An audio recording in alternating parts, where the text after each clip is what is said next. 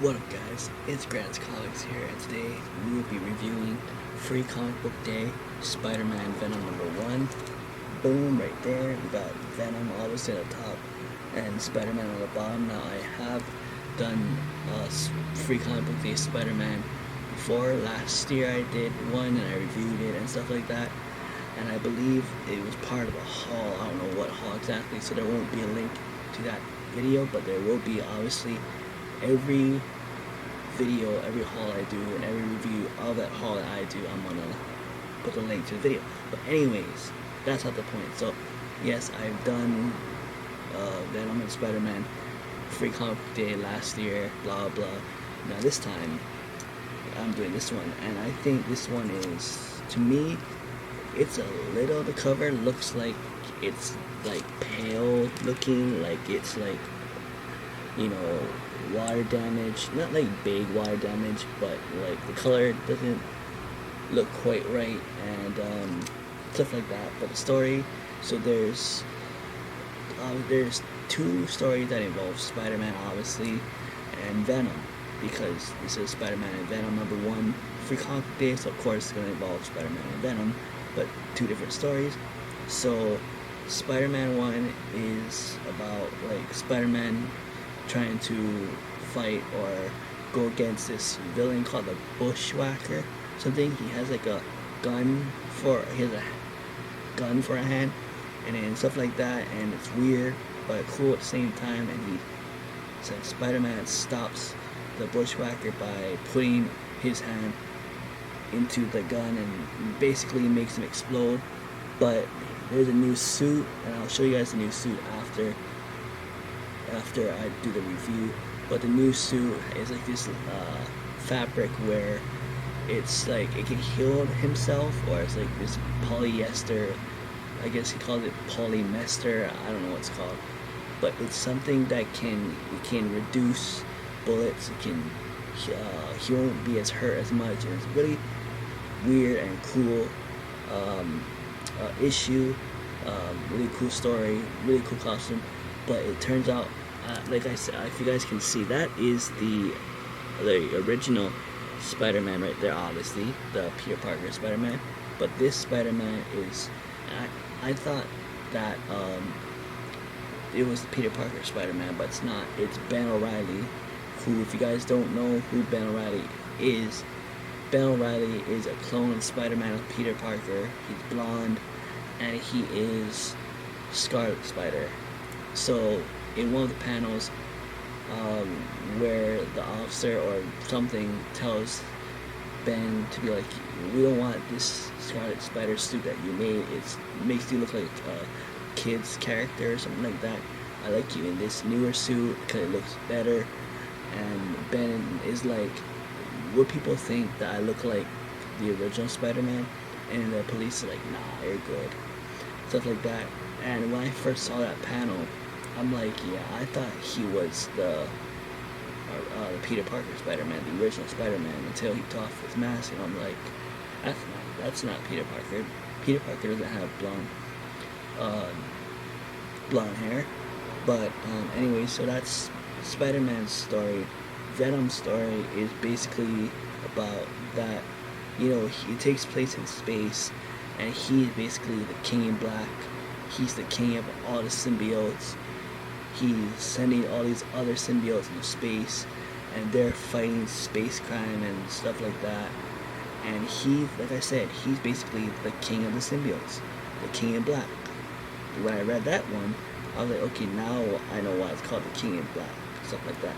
But this Venom is Eddie Brock's son, Dylan Brock. So that's cool.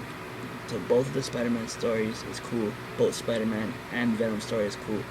And there's this like just a throw-in comic story with Jessica Jones and Luke Cage, stuff like that.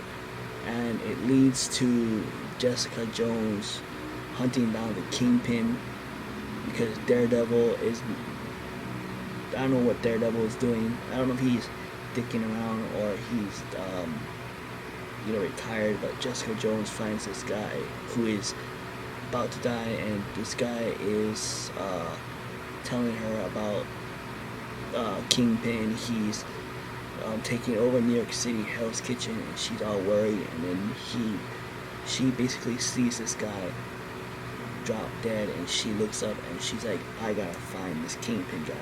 And you get to see Kingpin, you get to see Daredevil, how Kingpin wants to take revenge on Daredevil, and like I said, Daredevil wasn't doing his job or he was doing his job, but the Kingpin kind of wants Daredevil on the bad side, because towards the end of the story, you can see that Daredevil killed literally half of the Marvel Universe.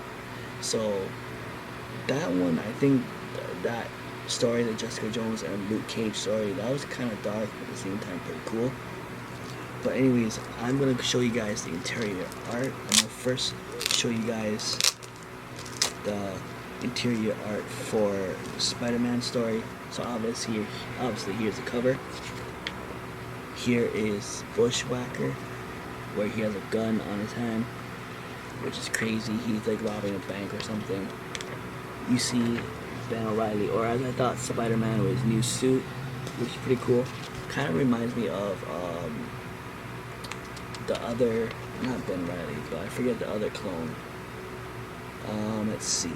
Here's Spider-Man, like putting his hands on the gun, because I guess the suit is indestructible. Let's see. Here's him that finally defeats Bushwhacker,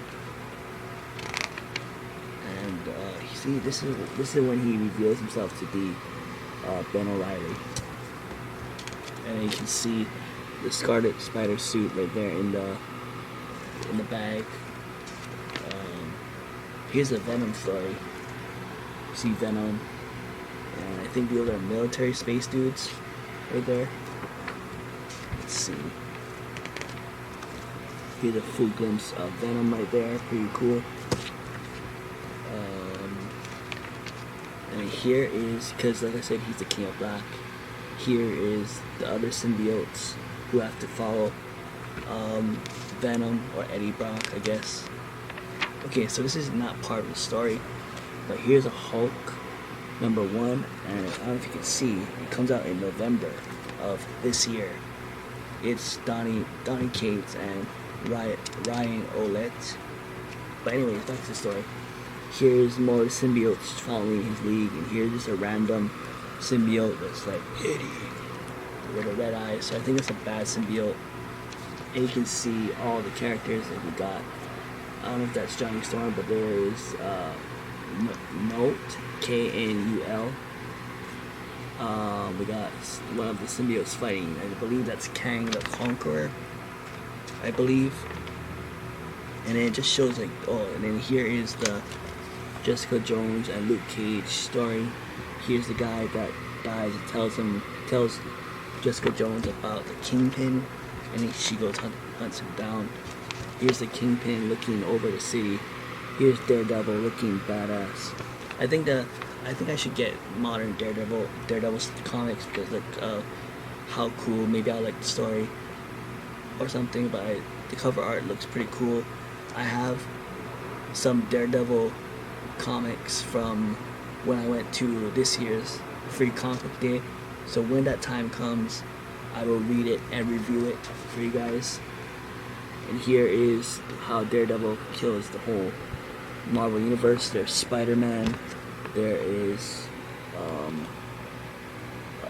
Elektra's Daredevil. There is Iron Man right there. So it's very crazy. And I think that's all I see, Iron Man. Oh, and I don't know, right next to Iron Man, where's Iron Man? So there's, I think, okay, right next to Iron Man, that girl over there. I don't know if you can see, but I think that's Miss Marvel. But it gets crazy. It got pretty dark pretty quick. So, and oh yeah, and this is the cover I want. Right there. So, yeah, that's about it. That's the review that of today. Give this video a thumbs up, comment what you think of this review and the story, and share this to your friends, and share to the comic book community, And like I said, give this video a thumbs up.